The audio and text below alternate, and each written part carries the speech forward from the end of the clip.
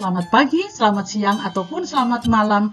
Saya Kurniatun Hairiah dari Fakultas Pertanian Universitas Brawijaya Malang. Berterima kasih kepada panitia yang telah mengundang saya untuk berbicara di kesempatan yang sangat penting ini. Saya diminta untuk mempresentasikan tentang agroforestry lahan kering untuk ketahanan pangan dan lingkungan yang berkelanjutan. Ada 3 hal yang kita akan bicarakan di sini yang berhubungan dengan masalah apa sebenarnya yang dihadapi di NTT dan dampaknya bagaimana bagi pertanian di NTT, serta bisakah kita menawarkan agroforestry sebagai alternatif solusinya. Masalah perubahan iklim ini telah dilaporkan akhir-akhir ini oleh IPCC tahun ini juga, tahun 2021, berdasarkan hasil dari 14.000 studi sejak tahun 2014. Temuannya ada 3, bahwa pemanasan global telah terjadi di dunia ini sebesar 1,5 derajat Celcius di atas suhu rata-rata pada zaman pra-revolusi industri. Kondisi tersebut hanya dapat dihindari selama beberapa dekade mendatang apabila kita melakukan sesuatu. Paling tidak hanya melambat saja, tidak terlalu memperburuk situasi. Tapi ini sudah terjadi. Supaya pemanasan ini tidak terjadi sampai sebesar 2 derajat atau lebih buruk lagi 3 derajat seperti yang sekarang terjadi di beberapa belahan dunia. Dari reporter iklim Andrew Revkin bahwa manusia saat ini menambahkan ke atmosfer terjadi sebanyak lebih dari 40 miliar ton gas rumah kaca per tahunnya, sehingga ini terus meningkat dan dapat memperburuk kondisi peningkatan pemanasan global. Membatasi pemanasan hingga 1,5 derajat ini tadi, Celcius ini, hanya mungkin jika kita sepakat semua pemerintah sedunia mempercepat upayanya untuk mengurangi emisi dengan beralih ke energi terbarukan dan sistem transportasi rendah emisi serta penggunaan lahan yang rendah emisi. Dengan demikian, kita akan mencapai emisi CO2 global neto itu kurang lebih 0. Itu adalah syarat utama, tidak bisa kita beralih ke yang lain. Ini salah satu cara untuk menstabilkan peningkatan suhu permukaan global yang disebabkan oleh emisi CO2. Kita tinjau di sini bahwa manusia berpengaruh besar terhadap iklim. Dari data yang dilaporkan oleh IPCC ini, kita lihat bahwa 2 graf yang merah ini adalah merupakan perubahan temperatur global dari tahun 1850 sampai tahun 1900 yang menunjukkan temperatur dari hasil pengukuran dan simulasi komputer. Yang warna biru ini adalah simulasi komputer berdasarkan faktor-faktor alami yang terjadi. Semuanya flat.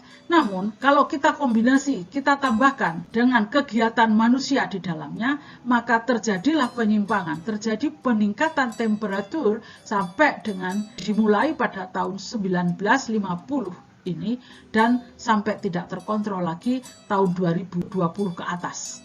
Jadi permukaan laut global rata-rata telah meningkat dengan kecepatan sekitar 4 mm per tahunnya. Hal ini terjadi karena mencairnya es di glacier, pegunungan, dan di kutub, dan meluasnya air di lautan karena adanya pemanasan. Jadi karena adanya penyerapan panas akibat temperatur yang telah meningkat ini. Bagaimana dampak perubahan iklim terhadap pertanian? Ternyata ketersediaan air tanah ini merupakan masalah besar yang menurun akibat adanya perubahan pola dan distribusi curah hujan. Dengan sendirinya, produksi tanaman pangan pun juga menurun. Di sini dilaporkan bahwa produksi jagung, sorghum, terus kemudian soybean, padi, semuanya mengalami penurunan yang ditunjukkan pada tahun 2010 ke atas. Semuanya ini menurun sehingga ini merupakan ancaman besar terhadap ketahanan pangan di dunia ini. Dampak perubahan iklim ini bisa kita tinjau dari sistem pangannya maupun dari ketahanan pangannya. Akibat dampak perubahan iklim ini semakin parah dengan adanya masalah wabah COVID-19. Dari masalah ini tadi mempengaruhi 4 hal dari sistem pangan kita yang berhubungan dengan jumlahnya, dengan produksi, baik itu dari pertanian, peternakan, perikanan, pertanian tradisional.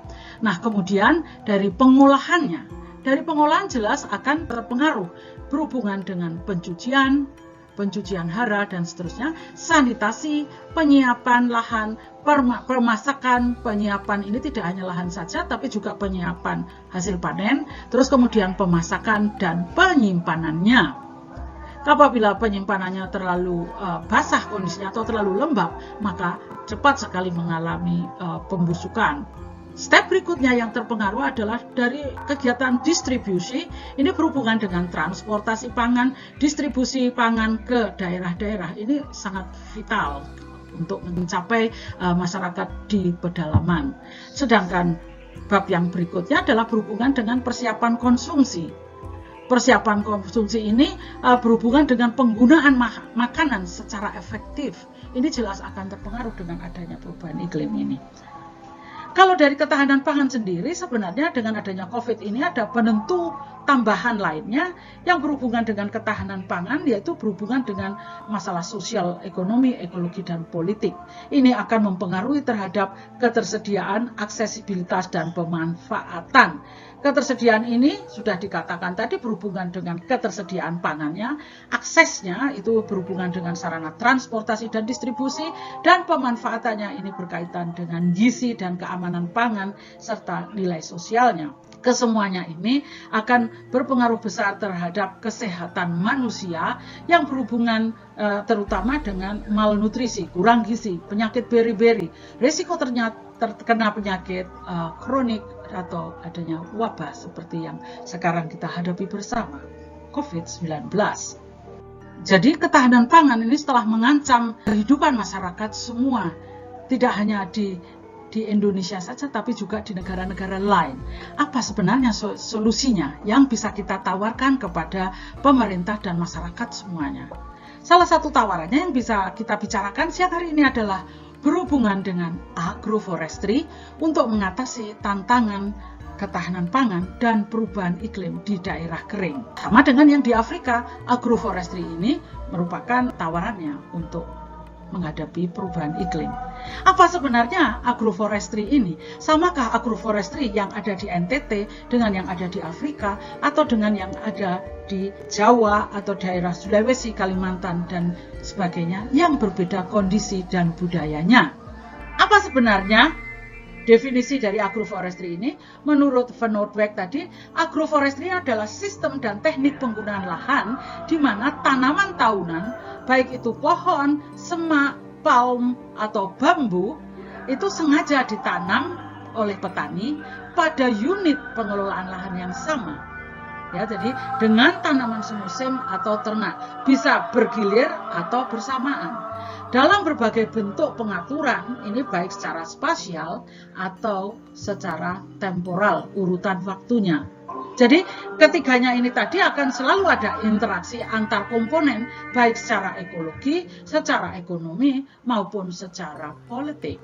Yang kedua, AF2, agroforestry ini adalah sistem pengelolaan sumber daya alam yang dinamis dan berbasis ekologi. Kalau tadi adalah sistem dan teknik penggunaan lahan, yang berikutnya agroforestry adalah sistem pengelolaan sumber daya alam yang dinamis dan berbasis ekologi melalui integrasi pohon-pohonan di lahan pertanian dan di landscape dengan aneka macam dan manfaat produk bagi manfaat sosial, ekonomi, dan lingkungan bagi pengguna lahan di semua tingkat secara berkelanjutan.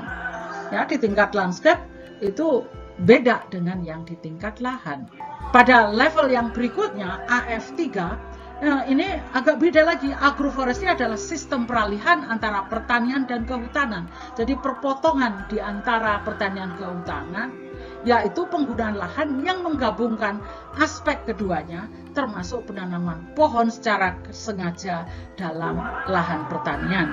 Ini berhubungan dengan policy, dengan kelembagaannya, dan seterusnya yang mengatur tentang tata kelola landscape. Ini dibicarakan dalam AF3. Nah, kalau tadi sudah saya singgung ada AF1, ada AF2, AF3. Nah, di sini kalau agroforestry yang kita tawarkan untuk ketahanan pangan ini merupakan agroforestry yang ada di dalam landscape multifungsi yang menghubungkan antara ketahanan pangan dan jasa lingkungan. Jadi ketahanan pangan di sini menyangkut keanekaragaman income. Namun tidak selalu ini semuanya dapat terpenuhi. Selalu ada tarik ulur, ada trade-off antara intensifikasi pertanian, multifunctional landscape, dan jasa lingkungan. Jasa lingkungan ini termasuk penyediaan air bersih, biodiversitas, sekuestrasi karbon, dan konservasi budaya. Ini tidak selalu selamanya selaras, selalu ada tarik ulur. Sekarang bagaimana cara memanagenya? Keanekaragaman tanaman yang ditanam di agroforestry itu relatif tinggi sehingga dapat mengurangi kerentanan masyarakat terhadap dampak variabilitas iklim melalui berbagai mekanisme baik secara sosioekonomik hingga ekologi. Jadi masyarakat tidak bergantung pada satu produk tanaman saja. Apabila ada musim yang kurang menguntungkan karena variabilitas ini tadi, masih ada komoditas lainnya yang memberikan hasil. Agroforestry di NTT banyak macamnya, banyak komponen penyusunnya yang berbeda satu tempat dengan tempat lainnya, tergantung dari lokasinya, tergantung dari pengetahuan petaninya, dan juga tergantung dari pasarnya. Tanahnya di NTT ini permasalahannya adalah berdihadapkan pada tanah yang kurang subur, hujan tak menentu, jadi kekeringan dan kebakaran seringkali melanda NTT. Apalagi di era perubahan iklim ini akan semakin dirasakan semakin parah. Gangguan hewan liar yang lepas dibiarkan tanpa diurus oleh pemiliknya seringkali merusak tanaman petani. Ini sering dikeluhkan oleh para petani agroforestry. Pengetahuan teknis akan sistem campuran ini memerlukan pendampingan. Sayangnya tenaga pendamping juga masih terbatas sehingga peningkatan jumlah tenaga pendamping ini sangat dibutuhkan. Tentu saja pendamping yang mengerti kondisi dan permasalahan yang ada di lapangan. Masyarakat cenderung ada tendensi kurang berminat apabila menanam tanaman lokal. Dan biasanya teknologi-teknologi yang kuno seperti agroforestry ini kurang menarik peminat. Selanjutnya mari kita tinjau agroforestry yang umum di NTT. Agroforestry yang ada di NTT umumnya adalah sederhana, termasuk kelas sederhana. Bila kemiringan tanahnya lebih besar dari 10 derajat, petani umumnya menanam tanaman kayu-kayuan. Bila lahannya itu datar kurang dari 10 derajat, biasanya mereka mulai menanam buah-buahan. Dua contoh ini saya ambil dari internet. Yang satu di belah kiri ini saya ambil dari tulisan Bapak Zainal Arifin tentang pola tanam di mamar, yaitu mamar pisang. Nampak tanaman ubi kayu, talas, pohon pinang, dan pohon kelapa yang tentu saja karena ini ditanam di lahan milik petani, lahan pertanian, tidak teratur penataannya yang mempunyai jarak tanam seperti pada umumnya ditanam di tanah-tanah perkebunan. Yang kedua, di sebelah kanan ini merupakan pohon emas dari NTT, yaitu cendana. Pohon cendana atau sandalwood ini merupakan jenis tumbuhan parasit di daerah-daerah kering dan membutuhkan tempat yang terbuka, membutuhkan sinar matahari penuh. Cendana putih yang ada di berkembang endemik dari NTT ini masih belum banyak dijumpai di lahan-lahan pertanian di NTT. Tetapi sudah terancam punah karena harganya yang sangat luar biasa menariknya sehingga petani cenderung nebang habis cendana ini sehingga sekarang terancam punah. Nah, bisakah overeksploitasi ini dihentikan? Dan bisakah kita memulihkan kembali cendana pohon emas ini kembali dimaikan di NTT? Nah, sebenarnya cendana tidak membutuhkan inang yang berlebihan. Inangnya hampir semua pohon dan tanaman semusim pun. Namun tentunya strategi pengelolaannya kita membutuhkan tanaman-tanaman tahunan sebagai inangnya. Ini saya ambil dari penelitian dari Pak Albert Wawo yang memang asli dari NTT tentang cendana. Cendana ini yang cocok ditanam ini dengan inang primernya adalah Leuciona glauca lamtoro yang ini banyak berkembang luas di daerah kering seperti di daerah NTT. Namun demikian dari hasil penelitian Pak Wawo ini, Acacia villosa ini merupakan inang yang terluas dijumpai di daerah NTT. Hutan lahan kering dan sistem agrosilvopastoral yang ada seperti misalnya yang ada di Sumba atau di daerah NTT lainnya, ini sangat kaya dengan keanekaragaman spesies yang mampu beradaptasi dengan baik pada kondisi ekologi yang ekstrim. Hutan yang di lahan kering ini tadi atau agrosilvopastoral ini karena selalu ada ternak di dalamnya, menyediakan produk, tidak hanya produk saja, juga jasa lingkungan lainnya seperti tanah, kelembapan lingkungan, dan keanekaragaman hayati serta emisi karbon yang rendah pula. Jika dikelola dengan baik, daerah-daerah tersebut dengan jelas akan membantu mengentaskan kemiskinan dan berkontribusi pada ketahanan pangan serta mata pencaharian berkelanjutan.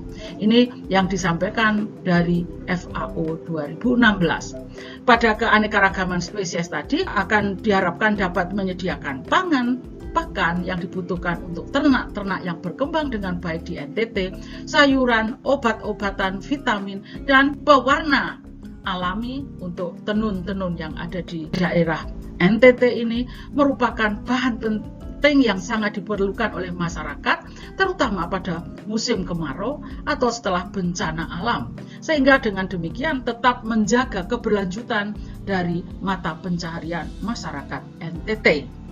Agroforestry atau sistem campuran ini dapat ditawarkan di lahan-lahan kering untuk mendapatkan produksi baik itu pangan, papan, obat-obatan, kayu bangunan, dan kayu bakar yang semuanya ini marketable, bisa dijual dan memperoleh perbaikan pendapatan bagi petani. Sedangkan manfaat yang lainnya ini yang cukup banyak bagi masyarakat di sekelilingnya, yaitu yang berhubungan dengan jasa lingkungan dalam kaitannya dengan perbaikan hidrologi das, biodiversitas, dan mempertahankan cadangan karbon. Di samping itu juga untuk ketersediaan lapangan kerja dan mempertahankan nilai estetika, spiritual, dan budaya. Namun sayangnya yang untuk jasa lingkungan ini boleh dikatakan tidak nyata atau intangible. Nah, cenderung diabaikan, tidak pernah dipertimbangkan sebagai sesuatu yang penting untuk dipertahankan. Nah, dengan demikian, kondisi seperti ini mengancam lahan pertanian untuk dikonversi menjadi penggunaan lahan lainnya seperti yang terjadi di Jawa. Sama halnya dengan hutan, agroforestry juga selain manfaat ekonomi ataupun agronomi juga mempunyai manfaat lain yang dirasakan oleh masyarakat, terutama yang berhubungan dengan kesejahteraan manusia. Ini dipisahkan menjadi 4. Layanan lingkungan ini termasuk menyediakan, mengatur, mendukung habitat, dan terutama yang berhubungan dengan upaya mempertahankan budaya dan keindahan lanskap. Ini sangat penting untuk agroturism, dan ini semua bisa dirupiahkan. Berhubungan dengan manfaat, ini yang dikelompokkan menjadi makanan, bahan mentah, air bersih, pengaturan air yang lebih baik, dan seterusnya. Namun demikian ada juga, walaupun dari segi ekonominya tidak terlalu menarik, tetapi value-nya itu akan meningkat, terutama berhubungan dengan premium untuk produk-produk organik. Ini merupakan insentif untuk usaha tersebut. Jadi inilah yang kira-kira yang perlu dipertimbangkan, yang merupakan masukan umpan balik antara persepsi, nilai, dan penggunaan jasa ekosistem. Ya, ini yang bisa kita berikan sebagai alat bantu kepada para pengambil kebijakan di dalam menentukan strategi pengelolaan ekosistem dan layanannya. Dengan demikian, ini semua akan mempengaruhi struktur biofisik dari agroforestry yang ada di daerah tersebut. Seperti di tempat lain, agroforestry mempunyai banyak macam manfaat, mulai dari untuk makanan, untuk pangan, papan, obat-obatan, kemudian cash crop untuk tambahan dari pendapatan petani, dan juga untuk layanan lingkungan. Dan jangan lupa, untuk layanan lingkungan ini tidak hanya saja berurusan dengan keindahan landscape atau konservasi biodiversitas, tapi yang terpenting adalah peningkatan penyediaan energi yang berbasis pada hidrologi, dan membuat dunia ini akan semakin sejuk dikarenakan berkurangnya emisi gas rumah kaca. Agroforestry bisa merupakan tawaran untuk memitigasi perubahan iklim pada intinya bagaimana kita di dalam memitigasi perubahan iklim ini bisa tercapai apabila bisa memperbaiki mata pencaharian pada era iklim yang selalu berubah ini. Tidak lepas dari apa sebenarnya driver atau konteksnya yang berhubungan terutama dengan pasar dan bagaimana dengan impact-nya terhadap lingkungan. Jadi ini yang berhubungan dengan jasa ekosistem karbon. Jadi inilah agroforestry bisa bermain di tengah-tengah ini yang bagaimana dapat meningkatkan pasar tetapi tidak terlalu menyebabkan kerusakan terhadap lingkungan. Tentunya ini semua bisa dapat tercapai apabila mendapat dukungan pemerintahan yang berhubungan dengan perbaikan mata pencaharian, pengentasan kemiskinan, dan kesetaraan gender. Itu antara lain beberapa item yang perlu didukung oleh pemerintah. Lain ladang, lain belalang, lain lubuk, lain ikannya. Demikian juga dengan adanya agroforestry mamar khas Timor ini juga bervariasi antar tempat, berbeda lokasi, berbeda topografi yang berarti berbeda tanah dan berbeda iklim serta budayanya. Sehingga komponen penyusun dan pengaturannya di dalam lahan juga berbeda-beda. Agroforestry mamar di daerah Timor ini biasanya ditanam pada lahan yang tidak terlalu besar antara 0,2 sampai dengan 1 hektar. Tanaman utama yang menjadi penciri dari agroforestry mamar ini didominasi oleh tanaman pinang, sirih, kelapa, pisang, dan yang penting untuk diekspor adalah jambu, mente, kemiri, dan asam. Jasa lingkungan dari Indigenous Kaliwu Agroforestry System atau IKAS di Sumba ini merupakan suatu contoh yang bagus sekali. Saya ambil dari tulisan Pak Gerson memberikan contoh dari penelitiannya tentang IKAS di Sumba yang fungsinya seperti yang saya katakan tadi ada 4, menyediakan, mengatur, mendukung, dan mempertahankan budaya. Jadi pengunjung datang ke Sumba yang indah ini, lanskapnya dan tenunnya yang dibuat dengan resep tradisional menggunakan pewarna alami. Pewarna alami ini tidak bisa ditemukan di mana-mana ya karena hutan sudah semakin berkurang, ada di lahan-lahan agroforestry. Tendensi perpindahan ini tadi berawal sebenarnya dari gaya hidup manusia yang tadinya tidak terlalu membutuhkan tempat lapang ya, sekarang membutuhkan tempat yang lapang, yang tenang, yang unik dan eksotik. Bisakah jasa lingkungan IKAS ini dipertahankan? Ya, terutama berkaitan dengan adanya pergeseran dari lahan pertanian dan peternakan menjadi ekowisata. Ini merupakan tugas kita masing-masing untuk memberikan masukan kepada pemerintah daerah setempat. Di lain tempat, ini saya tengok lagi hasil penelitian dari Pak Gerson, juru rumah. Ini beliau seorang peneliti di Balai Litbang Kehutanan Kubang, bahwa yang diberikan contoh di sini sebagai sistem Kaliwu Agroforest yang khas Sumba ini tidak hanya memenuhi kebutuhan akan pangan, papan, kemudian obat-obatan, tapi juga budaya dan perlindungan terhadap biodiversitas lokal. Nah, di sini ditunjukkan bahwa budayanya ini cukup besar yang bergantung pada keanekaragaman spesies, terutama atribut-atribut budaya ini sangat bergantung pada produk-produk dari Kaliwu. Demikian juga habitat yang terbentuk ini merupakan fungsi habitat penyangga bagi keanekaragaman yang ada di daerah Sumba. Kali ini saya akan mengambil contoh hasil penelitian merupakan studi kasus di Dastalau, Belu, Timor. Ini dilakukan oleh teman-teman dari IKRAF pada tahun 2008. Di sini gambarnya bisa dilihat aliran sungai di musim kemarau dan pada gambar di bawahnya adalah pada satu spot yang sama perbedaan kondisi aliran sungai dan tingkat penutupan lahan pada musim kemarau dan pada musim penghujan. Pada bagian ini diaplikasikan model Jane River untuk menguji tentang hubungan antara kumulatif rainfall dengan kumulatif aliran sungai. Ternyata hasilnya cukup baik, di mana untuk menaksir debit air sungai ini di Dastalau itu garis hasil pengukuran dengan prediksi dari model ini hampir berimpitan, walaupun masih agak underestimate dari modelnya, namun sudah cukup baik untuk memprediksi akan perilaku air yang ada di das talau. Selanjutnya dilakukan analisis perubahan penggunaan lahan berdasarkan pendekatan skenario pemodelan. Masalah di das talau menurut petani masyarakat adalah kelangkaan air selama musim kemarau dan erosi yang terjadi akibat adanya degradasi lahan. Sedangkan menurut stakeholder lokal, baik itu kabupaten maupun tingkat provinsi, masalah hidrologi yang ada di das talau adalah akibat makin berkurangnya hutan dan adanya praktek pembukaan lahan pertanian sistem tebang bakar. Untuk itu solusinya ya harus meningkatkan tingkat penutupan lahan melalui penanaman pohon. Untuk itu 3 skenario yang diuji adalah konversi lahan yang tidak produktif seperti padang rumput dan semak belukar diubah menjadi hutan, agroforestry, atau sistem pertanian dengan pengelolaan lahan yang baik. Hasil pemodelan ditunjukkan pada 2 graf ini, yang satu di daerah Talau, yang satunya dari Lahurus.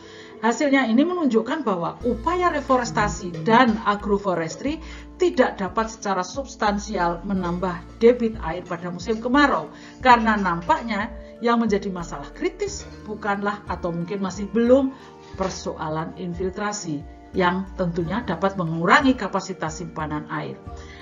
Hasil analisa skenario Jane River menunjukkan bahwa penambahan jumlah pohon dapat mengurangi laju limpasan permukaan dan meningkatkan jumlah air tersedia. Dengan demikian, pertumbuhan dan produksi tanaman akan meningkat. Yang macam apa strategi tersebut? Ya, kita coba yang inovatif adalah yang mensinergikan antara ketahanan pangan dan mitigasi perubahan iklim. Adanya variabilitas iklim saat ini dan di masa yang akan datang, ini akan sangat mempengaruhi terhadap praktek pertanian dengan atau tanpa pohon. Jadi baik agroforestry atau tidak agroforestry akan dipengaruhi. Yang keduanya ini akan mempengaruhi terhadap sistem sosioekologinya yang mengubah buffer atau penyangga dari lingkungan dan bisa juga buffer terhadap sosial ekonomi. Dan tentunya ini nantinya akan mempengaruhi terhadap kerawanan pangan yang semuanya ini bisa dikendalikan apabila rantai nilai dan peningkatan pendapatan pedesaan ini bisa kita kenali dan kita manage. Untuk itu diperlukan domain kebijakan yang untuk memitigasi iklim global ini antara lain dengan land use planning, penyuluhan lapangan, pengembangan teknologi pertanian, adaptasi terhadap perubahan iklim, dan sekaligus beradaptasi berbasis pada lanskap, bukan hanya pada plot level saja. Adanya integrasi hutan dan lahan pertanian, saya kira ini akan sangat membantu terhadap pembangunan desa berbasis masyarakat. Untuk meningkatkan rantai dan peningkatan pendapatan pedesaan, dukungan pemerintah ini yang masih dibutuhkan adalah infrastruktur pedesaan, integrasi ekonomi lintas sektor, dan tentu saja kesemuanya ini adalah untuk mengentaskan kemiskinan dan untuk mencapai pembangunan yang berkelanjutan. Bapak Ibu sekalian, sebagai penghujung dari presentasi saya ini bahwa agrosilvopastoral yang saya kemukakan di sini adalah strategi untuk beradaptasi dan mitigasi terhadap perubahan iklim. Implementasi konsep biokarbon yang ada di dunia dengan berbagai program-program di lapangan ini terus tertantang oleh masalah-masalah yang cukup pelik yang berhubungan dengan finansial, kelembagaan, fairness, dan tata kelola. Peluang terbesar saya kira melupakan semua itu tadi, kita sebenarnya mempunyai peluang sangat besar untuk menyerap karbon dalam skala besar di lahan pertanian. Tidak hanya dari hutan, tapi di lahan pertanian. Di daerah kering pun tidak menjadi masalah melalui inovasi dengan meningkatkan ketahanan pangan dan menyediakan sarana untuk memitigasi sebagai manfaat tambahan. Misalnya dengan pengaturan iklim mikro akibat adanya naungan pohon, terus kemudian ada sistem pertanian multistrata yang berlapis-lapis, praktik pembagian lahan.